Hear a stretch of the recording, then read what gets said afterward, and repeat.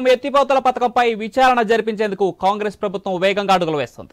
దీనికోసం సుప్రీంకోర్టు విశ్రాంత న్యాయమూర్తితో న్యాయ విచారణ జరిపించాలని యోచిస్తుంది ప్రభుత్వం. ఈ మేరకు జస్టిస్ పినాకి చంద్రఘోష్ నేతృత్వంలో విచారణ జరిపించాలని నిర్ణయించింది. యాదాద్రి భద్రాద్రి విద్యుత్ కేంద్రాల నిర్మాణం, ఛత్తీస్గఢ్ నుంచి విద్యుత్ కొనుగోలు ఒప్పందంపై పాట్నా హైకోర్టు విశ్రాంత ప్రధాన న్యాయమూర్తితో జస్టిస్ ఎల్ నరసింహారెడ్డితో న్యాయ విచారణ జరిపించనుంది. సచివాలయంలో జరిగిన మంత్రివర్గ సమావేశంలో ప్రభుత్వం నిర్ణయించింది. 100 రోజుల్లో 2 కమిషన్లు విచారణ పూర్తి చేయించాలని కోరింది.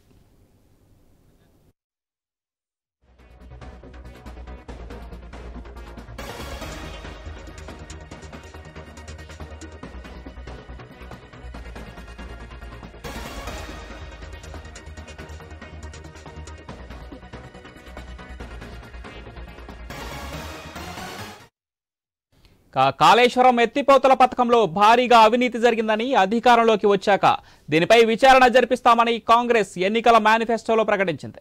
అధికారంలోకి వచ్చాక ముఖ్యమంత్రి రేవంత్ రెడ్డి, నీటిపారుదల శాఖ మంత్రి ఉత్తమ్ కుమార్ రెడ్డిలు పలు సందర్భాల్లో కాళేశ్వరం ప్రాజెక్టుపై న్యాయ విచారణ జరిపిస్తామని ప్రకటించారు. ఇందుకోసం సిట్టింగ్ జడ్జిని కేటాయించాలని హైకోర్టుకు సీఎం లేఖ రాయగా ప్రస్తుతం న్యాయమూర్తిని కేటాయించడం వీలు కాదని న్యాయస్థానం పేర్కొంది.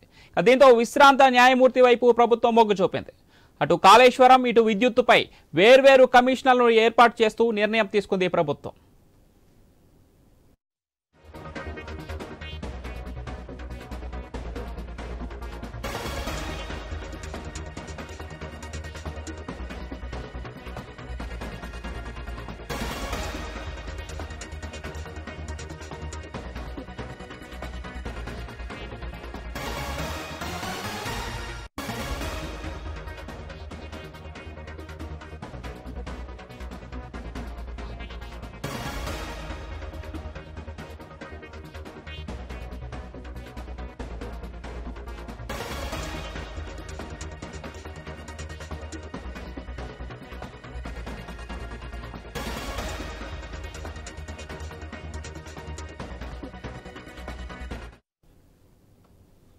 జస్టిస్ ఘోష్ పశ్చిమ బెంగాల్కు చెందినవారు.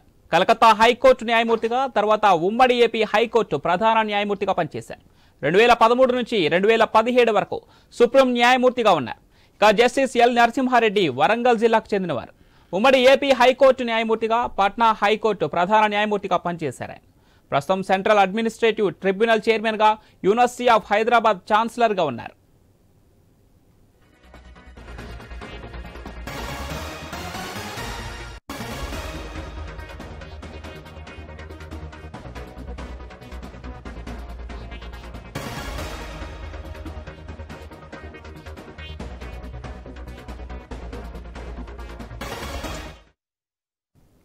కాళేశ్వరానికి సంబంధించి 9 అంశాలపై అధ్యయనం చేయాలని ప్రభుత్వం కోరినట్లు సమాచారం.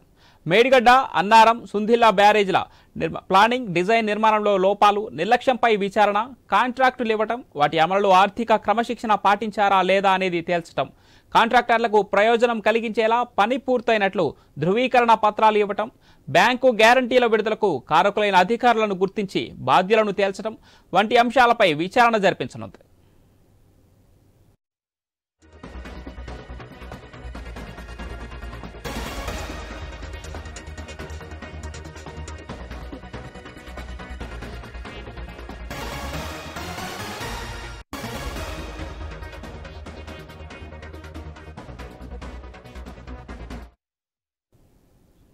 అన్ని బ్యారేజీల్లో ఆపరేషన్ అండ్ మెయింటెనెన్స్ లో నీటిపారుదల శాఖ అధికారులు, కాంట్రాక్టు సంస్థల నిర్లక్ష్యం, లోపాలపై విచారణ, క్వాలిటీ కంట్రోల్ అండ్ మానిటరింగ్ అంశాలపై విచారణ, కాంట్రాక్టర్లు, నీటిపారుదల శాఖ అధికారుల మాల్ ప్రాక్టీసులు, నిర్లక్ష్యంపై గుర్తించిన వైఫల్యాల వల్ల ఆర్థికంగా పడే భారంపై విచారణ చేయించాలని ఫిక్స్ అయింది.